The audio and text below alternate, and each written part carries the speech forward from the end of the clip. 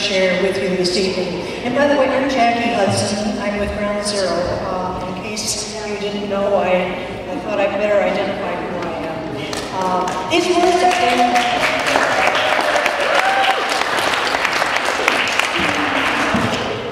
Dan Merrigan are as follows. We have assumed the name of peacemakers, but we have been, by and large, unwilling to pay any significant price.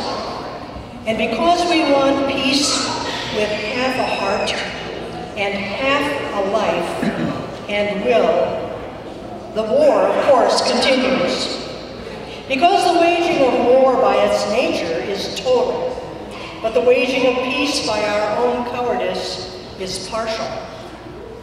So a whole will and a whole heart and a whole national life bent toward war prevail over the mere desire for peace. We take it for granted that in wartime families will be separated for long periods and people will be imprisoned, wounded, driven insane, killed on foreign shores. But what of the price of peace? Of course, let us have peace, we cry, but at the same time, let us have normalcy. Let us lose nothing. Let our lives stand intact. Let us know neither prison, ill repute, nor disruption of ties. And because we must encompass this and protect that, and because at all cost, our hopes must march on schedule. And because of this, we cry peace, and there is no peace. There is no peace because the making of peace is at least as costly as the making of war, at least as disruptive, at least as liable to bring disgrace and prison and death in its wake.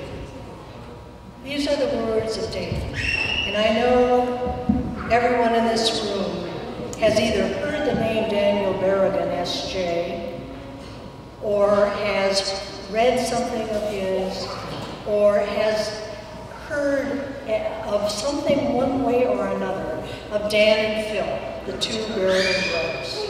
So those words of Dan, and tonight we acknowledge the willingness of our 5 disarmed now plowshare activists to risk these costs.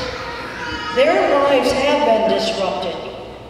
The prosecutors have tried to bring disgrace and are working very hard to convict and imprison. Again, we applaud their audacity, their ability and willingness to speak truth to power. And we pray the jury can hear the message given as it was in the 1950 Nuremberg War Crime Tribunal. 1950, that's a long time ago. These words we have had.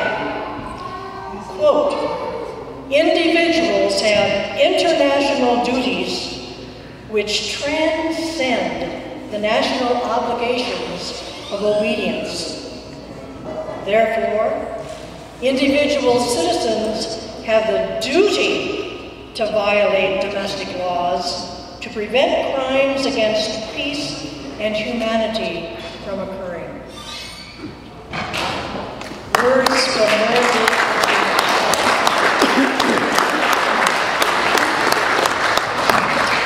So tonight we have 2 speakers with us, very, very prominent in their fields, Annabelle Dwyer and Michael Honey.